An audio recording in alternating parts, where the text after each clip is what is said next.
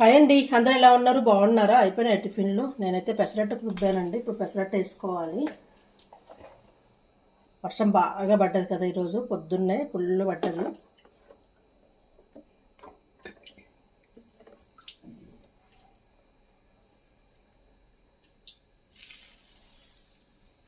పొద్దున్నే రుబ్బేద్దాం అనుకుంటే కరెంట్ పోయింది ఈరోజు. బాగా చాలా సేపు పోయింది. నైట్ ఎప్పుడో పోయింది, అంటే వర్షం పడేటప్పుడే పోయింది కదా, లేట్గా వచ్చింది. అందుకే ఇప్పుడే రుబ్బేసి దీని పెసరట్టుకైతే ఎక్కువ చట్నీ ఇష్టపడరు కదండి, ఏదైనా పచ్చళ్ళు వేసుకొని తినేస్తారు. మన ఇంట్లో ఉన్న పచ్చళ్ళు ఏదైనా అల్లం పచ్చడి ఏదో ఒకటి ఉంటాయి కదా మనకి ఇంట్లో. కానీ పెసరట్లేక అల్లం పచ్చడి సూపర్ ఉంటుంది.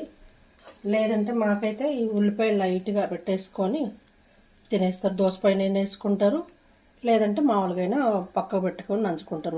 నేనైతే కొంచెం కారపొడి కూడా వేసుకుంటున్నా. మనం ఇంట్లో చేసుకుంటే ఎల్లిపాయ కారము, నెయ్యి, ఇందులో నెయ్యి కూడా వేసుకుంటాం కాబట్టి చాలా బాగుంటుంది. ఎల్లిపాయ కారము, ఉల్లిపాయలు వేసుకుంటే మనకు ఏం చట్నీ అక్కర్లేదండి, సూపర్ ఉంటుంది.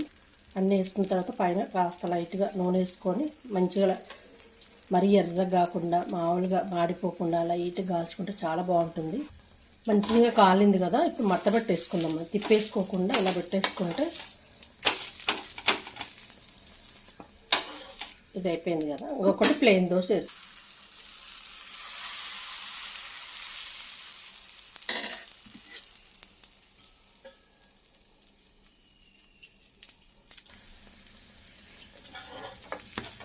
అయిపోయింది, స్టవ్ కట్టేసుకుందాము.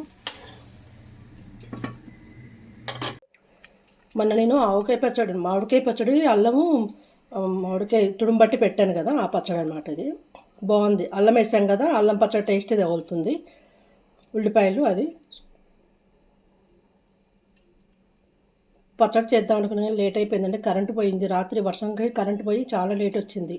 అందుకని లేట్ అయిపోయిందని చెప్పేసి ఇంకా ఉల్లిపాయలు పచ్చడి వేసుకొని తినేస్తే అయిపోతుంది కదా ఈ పూటకని చెప్పేసి వేస్తున్నాను. ప్లీజ్ అబ్బా నచ్చితే లైక్ చేయండి, షేర్ చేయండి, కామెంట్ చేయండి. మీ టిఫిన్లు అయిపోయినాయా?